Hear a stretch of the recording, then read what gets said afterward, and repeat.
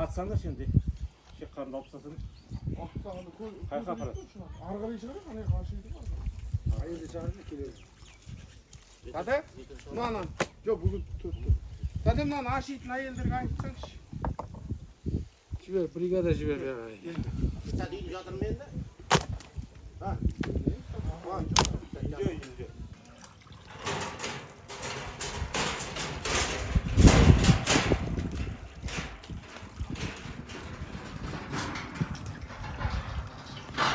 Yermek bağırımız keşe ömürden öttü. Yerekin деген сондай өте жақсы адам еді. Соңғы кезде қаржы 30 жылдай ауылдың әкімі болды. Елдің экономикасын жағдайын бәрін көтеруге атсалысты. Сөзіне беріп, шыншыл, әділ, ақкөңіл, таза жан еді. Амал қанша Алланың ісіне шара жоқ. Кеше өмірден өтіп кетіпті. Енді бүгінгі күні ел жұрт болып шығарып салуға дайындалып жатырмыз. Өзіңіз таныстырсаңыз аға. Өзім осы ауылда ардагерлер кеңесінің төрағасы Рүстембек Төлепберген деген қариямын. Жанымдағы Аңсабек деген ауылдың азаматы. Аңсабек Ереking жайында бірден айтасың ба? Айтылатын сөз көп қой. Мен ағаның сөзіне қосылам. Ереking деген жақсы адам. Bir әзіл қой, әзіл айтып, елді күлдіріп жүретін кісі. Жастайымыздан бірге өстік, 1-2 жас арамызда бар. Жақсылығы көп кісі.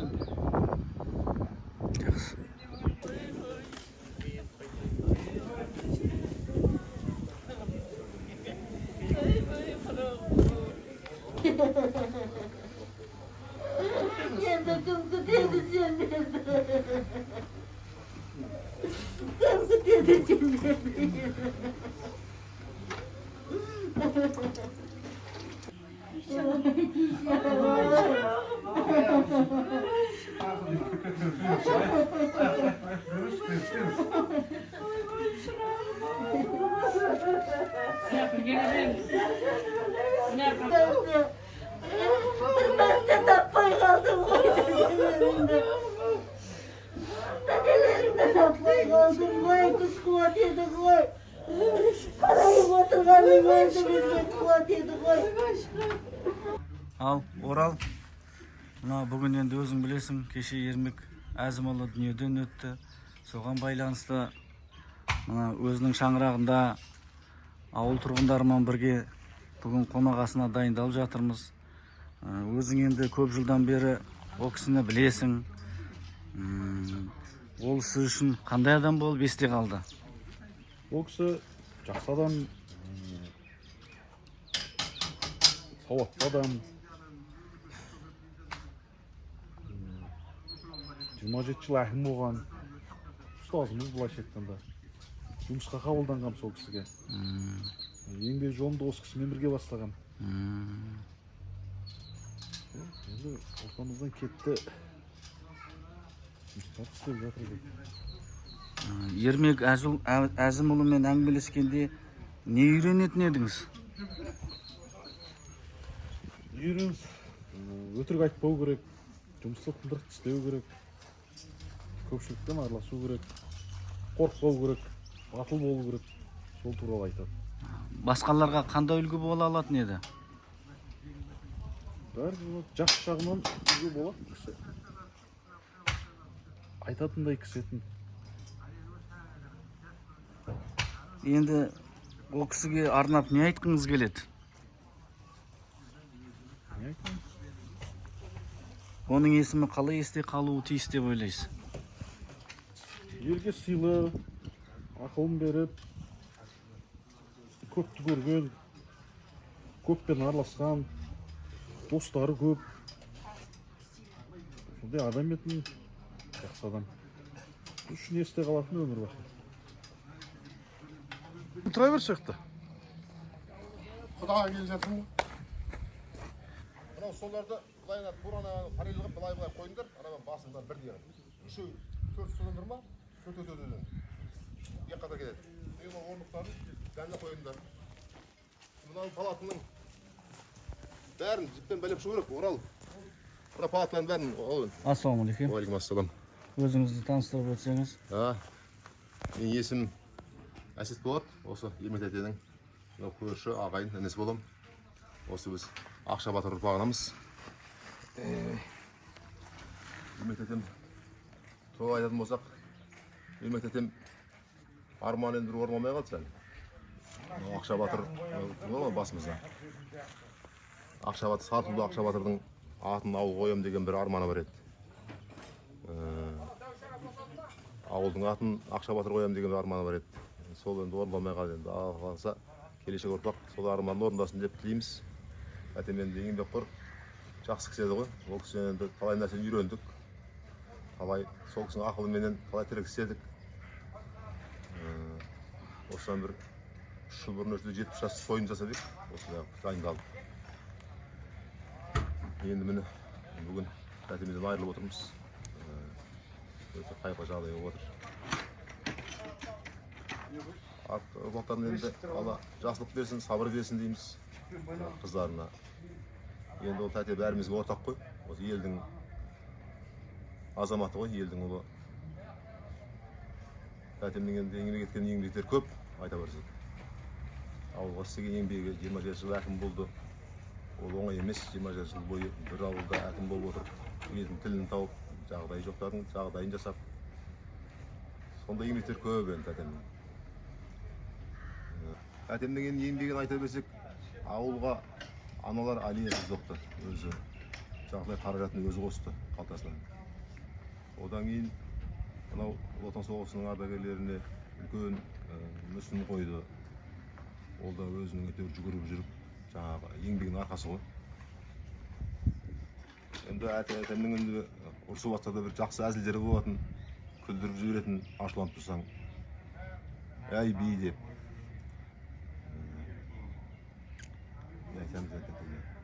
Көп қой енді. Жаңағы сәл өзіңше бір білгішсе бір әңгіме айтып қалсаң, әй сендер данышмасыңдар ғой, сендер данышмасыңдар, сендер данышмандар біледі ғой сіз деп жаңағы әзілдеп бізді жаңағыдай әзілменен жаңағы яқып қояды ғой, қайырып қоятын олай ұрыспайды ғой енді. Ұрысатын жерде ұрысады. Ол кісінің туыстармен қарым-қатынасы қандай болды? Туысқандармен тәтемнің жұмысы, қызметі сол ғой.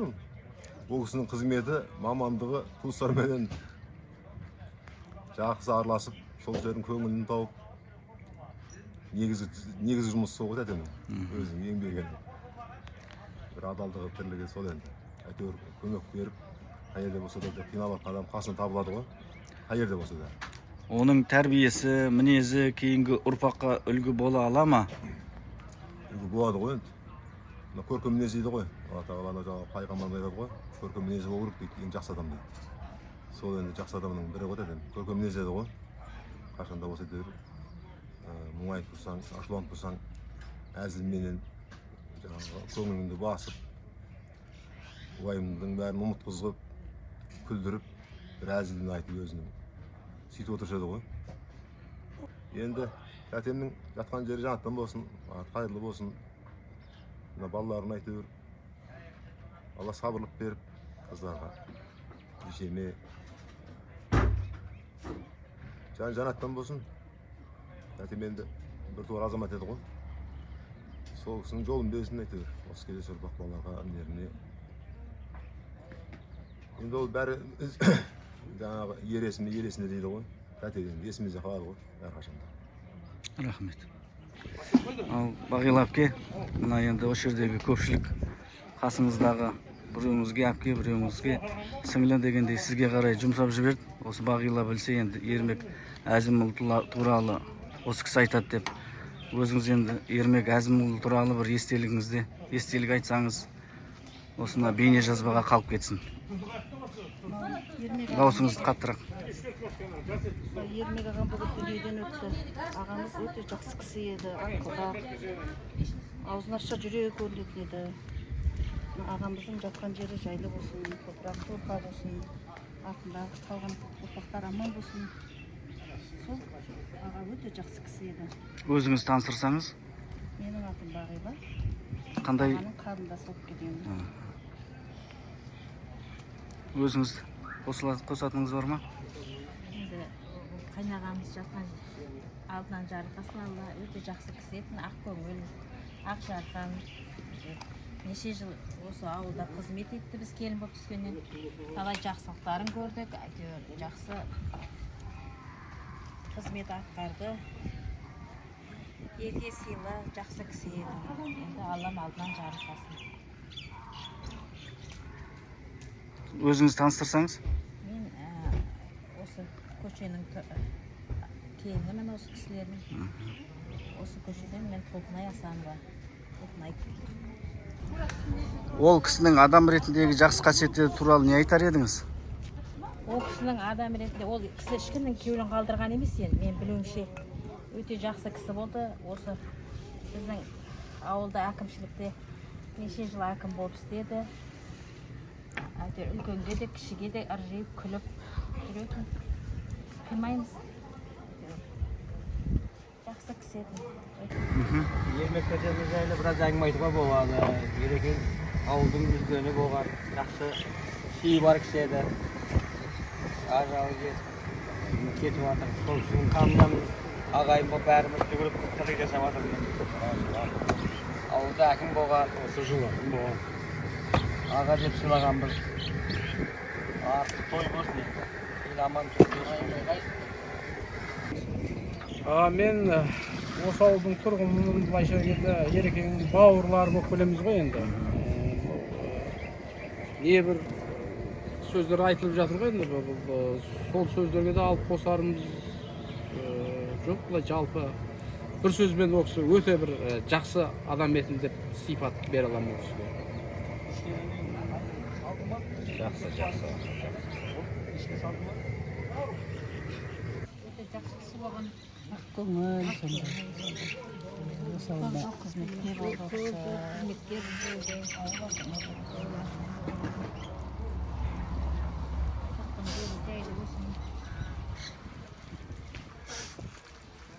Болашақта аман болсын.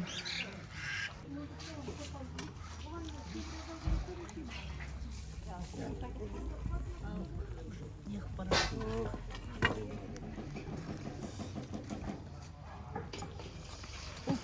Аға, абайлаңызға тоқыда қалмасын. Аға, сәл көтеріп тұрсаңызшы.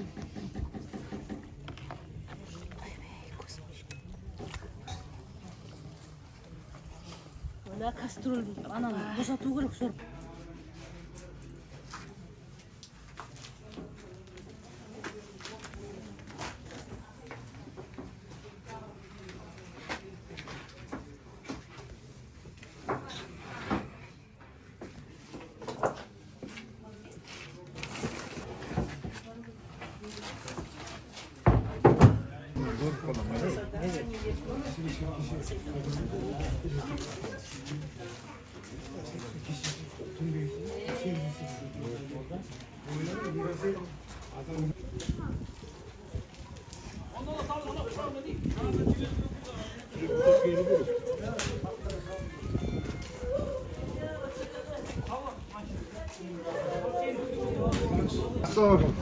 Ömürde Ерекеңнен артыға жақсы адам жоқ.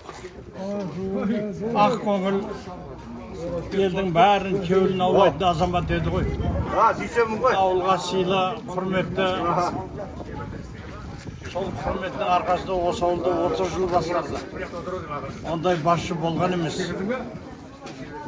иманды болсын, иман саламат болсын. Жатқан жері жайлы болсын. Орны періште болсын, пейіште болсын. Маған бармаймын дедім. Барамайын дедім, айттым, осындай болды. Саламалейкум. Саламалейкум. Еркін туралы естелік айт. Естелік дейді. Өзіңіз таныстырып. Атым Қыдырбек, 20 жанашыр бар тұрған көмектескіш, қолы ашық жігіт.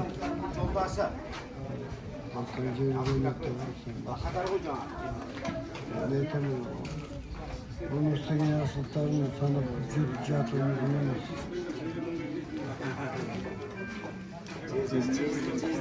Өзге жақсылық соның жетті ғой. Жатқан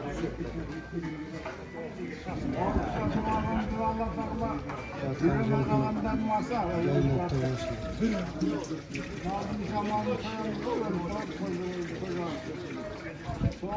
Мен Ермектің туысқанымен бірге туған адам.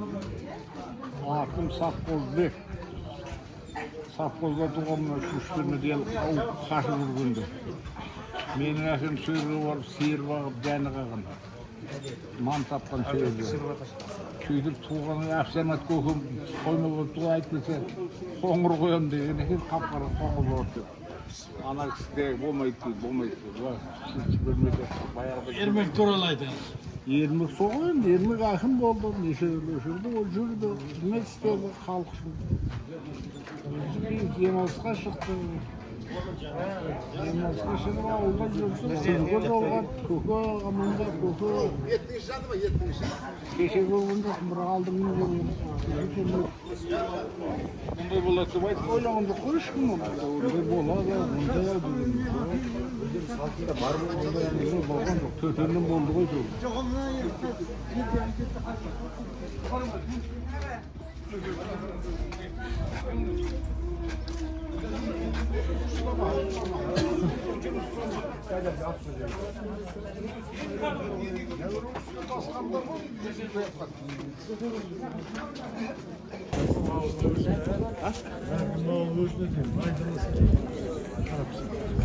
Баяғыда мынау қой нені өседі өсірмін айдап жүрдім өсірмін қыздар деп мына амал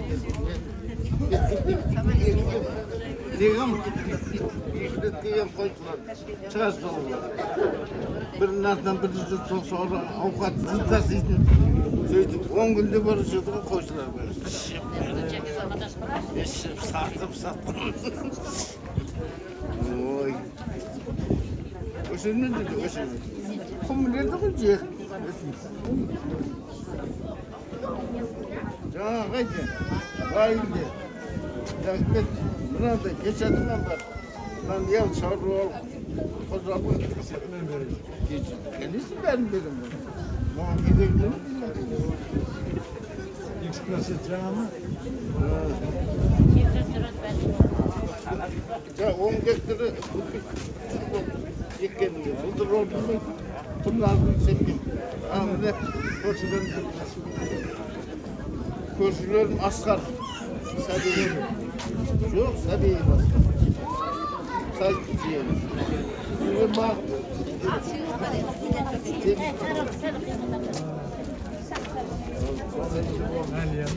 әлия bana önce uzayda de. Bunu zavzuzunu bozdu. Şimdi senler. Bak bu kattın. Bunun geçilmezin mazaydı. Allah ekmeti çıkar ekmet. Aldığım ver ket kalır. Tavsiye zeysinden dedi. Tavsiye zeysinden dedi. Bu vakitte bilmem. Ha daha o da bak.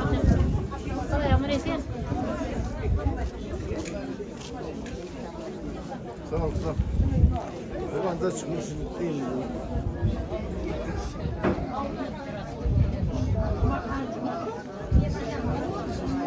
Ya bu yaktasını koydum, bunu cezdeyim, buna koyayım. Onu da avluda değil, ama gitti. Boş, hayır. Ha, kayıp var. Kayıptan kullusun yani.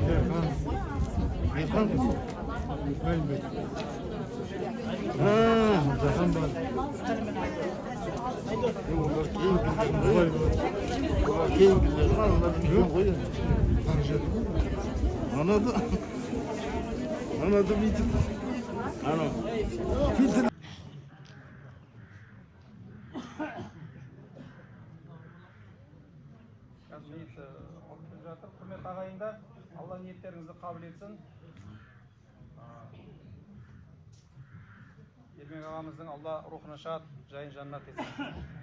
Бүгінгі келіп жатқан көпшілік ағамыздың рухын, әруағын құрметтеп, ақтық сапарға шығарып салуға алыстан жақыннан барша ағайын, құда жекжат, дос жарандары, ағамыздың өмірлік замандастары, қызметтестері, барлық бауырлар келіп жатыр. Жалпы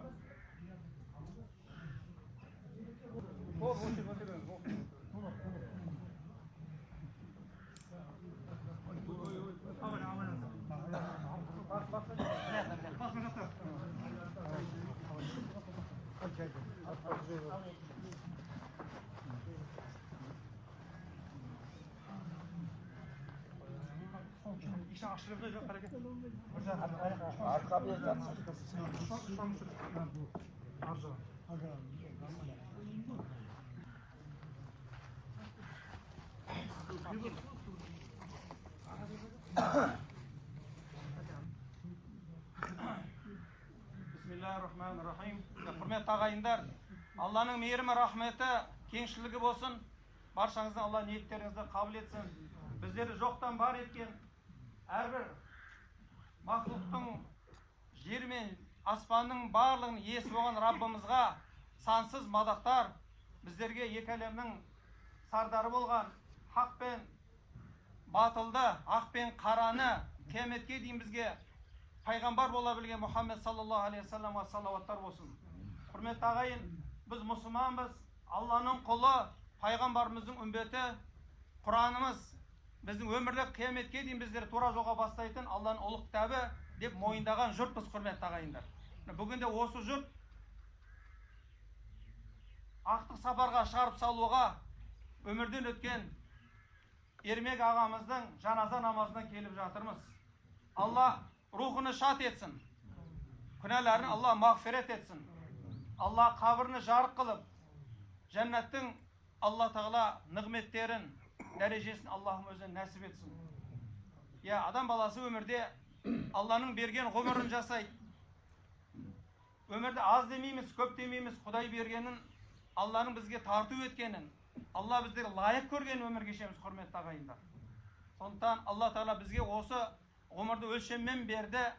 Әрбір нәрсе бұл дүниеде өткінші, әрбір нәрсе уақытынша, сол үшін бұл өмір фәни деп қабылдаймыз. Алла тағала Құран кәрімде күллу нәфсин зәиқатул маут, әрбір жан өлімді татушы дейді. Ол тек қана адам баласына ғана тиісті нәрсе емес, барлық жан иесі, тіршілік атауының қай түрі болмасын, барлық өлімді татады деп Алла тағала ескерткен. Ол деген сөз барлық мақлұқат қияметте Алла тағаланың құзырына барлығымыз қайтамыз деген сөз. Бұл дүниеде барлығымыз Алланың осы дүниедегі уақытынша берген қонағымыз. Біздегі барлық берілген нәрсе Алланың аманаты. Сол аманатын біз Аллаға қайтып тапсырамыз, құрметті ағайындар. Ал аманатты кім қаншалықты тапсырады? Әр адамның өзінің жауапкершілігіндегі үлкен жүк. Бірге аманат толық беріледі, бірге аманат аз беріледі, бірге аманат толыққанды беріледі. Бұл Алла тағаланың құзырындағы нәрсе. Неге Алла олай берді деп айту, бұл пендеге тән нәрсе емес. Бұл Алланың құзырындағы нәрсе, құрметті ағайындар. Сол үшін біз иман келтірдік. Алла берген нәрсеге, Алла жазған нәрсеге біз разы болу біздің мұсылманшылығымыздың негізгі шынайы белгісі болып табылады. Мұсылман баласы Алла тағаланың берген нәрсесіне разы болу деген екен. Құрметті ағайындар, Алла тағала осы міне бүгінде жаназа намазына келіп дұға етуге келген баршаларыңызды Алла дұғаларыңызды қабыл етсін. Мұсылманның алдындағы 5 міндеті болса, сол 5 міндетінің бірі мұсылманның өмірден өткен кезінде жаназа намазына қатысу, құрметті ағайындар. Бұл парыз кипая. Біздің бүгіндегі осы жаназа намазына қатысуымыз басқа туыстардың, басқа ағайындардың, басқа ел жұрттың мойнынан түсетін біз жауапкершілік бүгінде мойнымызға алып келіп отырмыз. Қаншама елдің бүгіндегі сол осы ағамыздың артық сапарға шығарып салуына біздің қатысуымыздың өзі бұл да Құдай тағаланың бізге берген үлкен сенімі, нанымы, құрметті ағайын. Сол үшін жаназаға келген адам ең басты осы мейітке хақысына дұға жасау керек. Өзінің шынайы мұсылмандық міндеті деп білу керек. Жай жаназа намазына келдім, қатыстым, көңіл айттым емес. Ең басты жаназа намазына қатысып, мейітті ақтық өзінің соңғы сапарына шығарып салуда қабіріне қойып, дұғамызды, құранымызды жасап, осы әулетке көңіл айтып, сабырлыққа шақыруымыз біздің міндетіміз, құрметті ағайындар. Сол барлық ниеттеріңіз Алла қабыл етсін. Алла ағамыздың біліп те білмей де, үлкенді кішілі де қателік кемшіліктер болса, Алла өзі кешіріп, даргахында мағфирет еткен, өзінің рахымына бөленген құлдарының қатарынан етсін. Халық Құдай тағаланың адам баласына берген бұл дүниедегі шексіз нығметтері көп. Сол нығметтің ішінде ең үлкені иман нығметі. Алла Тағала ағамызға иман нығметін нәсіп етсін. Алла осы ғұмырда жасаған ізгі амалдары болса, жасаған құлшылықтары болса, қажылыққа барып, Аллаға өзінің бір міндетін орындап, намазын, құлшылығын жасап, шамасы, шарқысы келгенше, Алла Тағала біздерге шамамыз, күш қуатымыз жететін нәрсе міндет демейді. Шамамыз, шарқымыз келгенше осы өмірде барынша өзімізді пенде сезініп, Алла Тағаланың алдына құлшылық қылу біздің міндетіміз. Қалған Аллаға тапсырамыз, құрметті ағайындар. Сондықтан Алладан рахметінен, кешірінен үміт етіп, Алла Тағала өзінің кешіріне, рахметіне бөленген құлдарынан етсін деп дұға етеміз. Алла Тағала иншалла қайсы біріңізді ренжітіп, ауыр сөз айтқан болса, хақыңызға кірген болса, болмаса бірлеріңізге берешегі болған болса, ол хақысын беру өтеу міндетті болып табылады. Ал өмірден өткеннен кейін де хақысы талап етіледі. Сол үшін де жаназа намазының алдында көпшіліктен хақысын кешіруді сұралынады. Хақысы бар деп, берешегі бар дейтін кісілер болса, ол да куәгерлердің куәлік етуіменен расталып, оның хақысы өтелу керек болады, құрметті ағайындар. Енді жаназаның алдында сол міндетті өзіне осына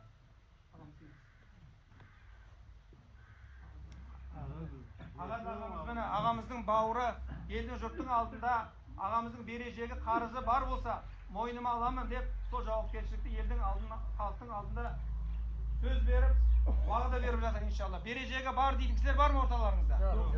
Келе алмаған кісілер мен ағамызға өтіп берешегін қарызын талап етулеріңізде хаққыларыңыз бар, құрметті ағайындар. Ол біз ағамыздың рухы үшін, ағамыздың қияметі жарық болу үшін, ағамыздың қияметтегі Алла Тағаланың алдында сұрақ жауап жеңіл болу үшін біздің жасайтын міндетіміз ол, құрметті ағайындар. Сондықтан кешіру өз алдына, оған сіз сауабын аласыз. Ал кешірмейтін хақыңыз болса, талап етуіңізде хақыңыз бар, құрметті ағайындар. Алла разы болсын. Ал енді жаназа намазына ниет қыламыз. Ниет еттім осы мейіттің жаназасын оқуға, үйдім имамға дегеннен кейін қолдарымызды құлаққа тигізіп Аллаху акбар деп қолды байлаймыз. Субханака дұғасы оқылады. Білетіндеріміз субханака дұғасын, сана дұғасын оқимыз. Білмейтіндеріміз субханалла деп іштеріңізден айтып тұрасыздар. Екінші мәрте Аллаху акбар дейілгеннен кейін салауат айтылады. Аллахума салли аля Мұхаммад ва аля али Мұхаммад. Білетіндеріміз, білмейтіндеріміз Алланың мейірімі, рахметі пайғамбарымызға салауаты болсын деп дұға етесіздер. Үшінші мәрте Аллаху акбар дейілгеннен кейін барлығымыз мейіттің хақысына жаназаның дұғасын жасаймыз.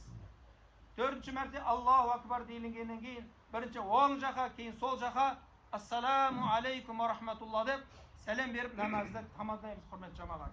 Ал енді ниеттеріңіз Алла қабыл етсін. Жаназа намазының тәртібінің бірі сапқа тұру, ер азаматтардың, яғни сапқа тұруы, дәретті болуы, жүзімізді қыблаға қаратуымыз, әрі иншалла жаназаның жаңа айтылған 4 тәкбірден тұратын намазды оқуымыз осы жаназаның тәртібі, құрметті ағайындар. Иншалла біліңіздер, үйреніп алыңыздар. Енді өмір бар жерде өлім бар, әртүрлі жағдай болады. Міне тосаттан жақындарымыз кетіп қалып жатады, ата-анамыз өмірден кетіп қалып жатады. Жалпы адам кез келген уақытта өмірдің бір ақиқаты өлімге дайын болу керек. Ол дайын болу дүниемен емес, ізгі амалменен, құлшылық ғибадаттарымызбенен, елге халыққа жақсылық ізгіліктерімізбенен, елдерге халыққа жасайтын жақсы амалдарымызбенен ақиретке дайын жасауымыз керек. Қалған жақсылықтың бәрі осы дүниеде ағайынға қалады, бала-шаға қалады. Кететіні де осы өмірде иманы, құлшылығы, жасаған ізгі амалдар екен, құрметті ағайындар. Сол амалдарымыз көп болсын, Алла ниеттерімізді қабыл етсін. Ал ниет етіңіздер.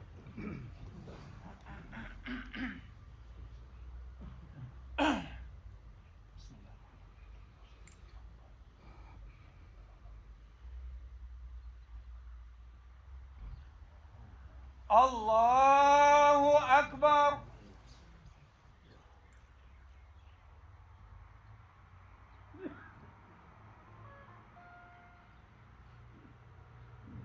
Allahu Akbar.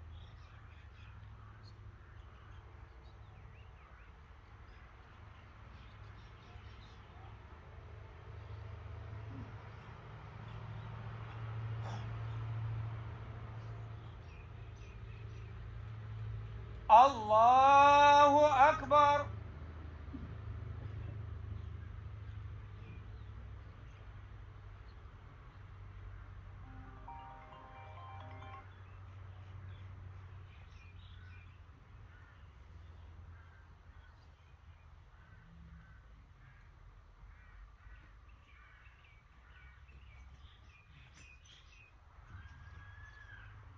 Allahu Akbar. Assalamu alaikum wa rahmatullah. Assalamu alaikum wa rahmatullah. Bismillahirrahmanirrahim. Rabbana ighfir lana wa li ikhwanina alladhina sabaquna bil iman wa la taj'al fi qulubina ghillan lil ladina amanu rabbana innaka ra'ufur rahim. Va jaratqan o'qigan janoza namozimizni Allohimizdan qabul et. Yermek atamızın Rabbimizin Karim özün ruhunu şad, jayin jannat, kabrini Allah'ımızın jarık et. Ardında kalan otbasına, bala şagalarına, nemerilerine Allah Teala özün sabırlık, özün güç kuvvet, şuna iman Rabbimizin nasip et. Cinagan ağayın jürtün Allah niyet dualarını Allah'ımızın kabul et. Ve sallallahu Muhammed ve alihi ve sahbihi ecmaîn. Allahu akbar. Ağam kanday ser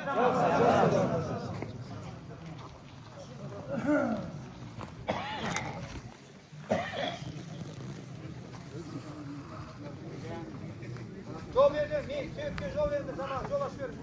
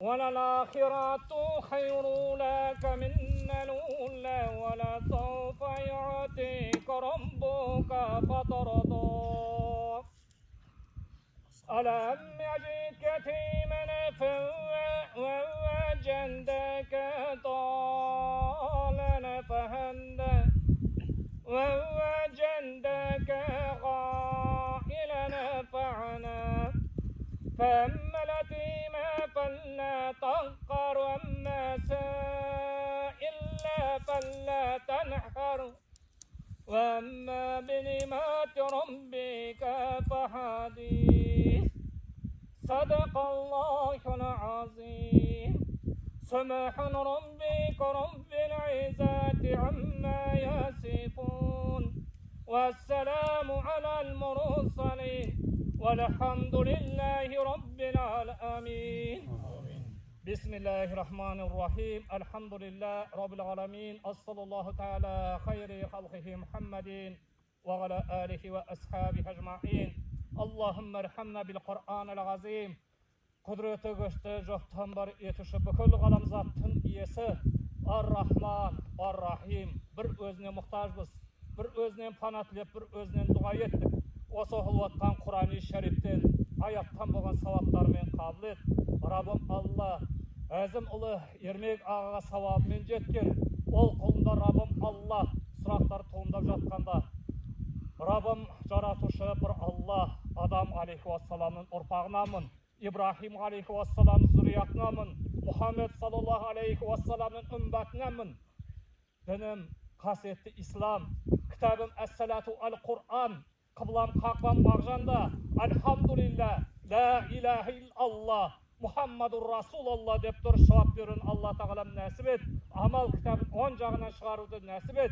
Elhamdülillah. Rabbana atina fi dunya hasana ve fil ahiret hasana ve qina azabannar bi rahmet ya erhamer rahimin. Amin. Allahu ekber. Qanday adam et? Amin.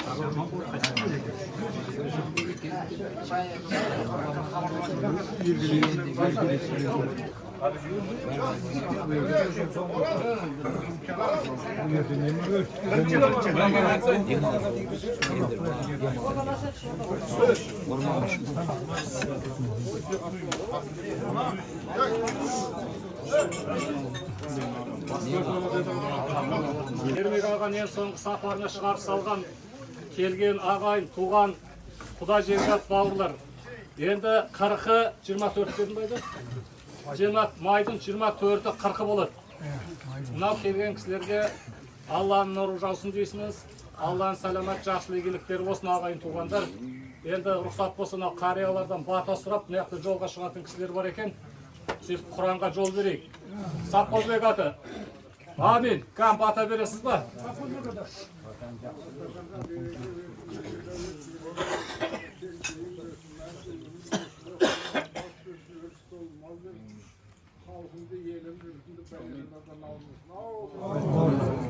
Qasiretlerden Allah özün sakta. Elimizge avuzbirçilik intimaq ber. Avul turgunlarına Allah Teala avuzbirçilik intimaq ber ya Rabbim. Qariyalarımızga Allah Teala özün gumur ver. Yaşlarımızga insaf, tawfiq, hidayet ya Rabbim özün nasip et. Allahu akbar. Sağ olsun. Sağ olsun.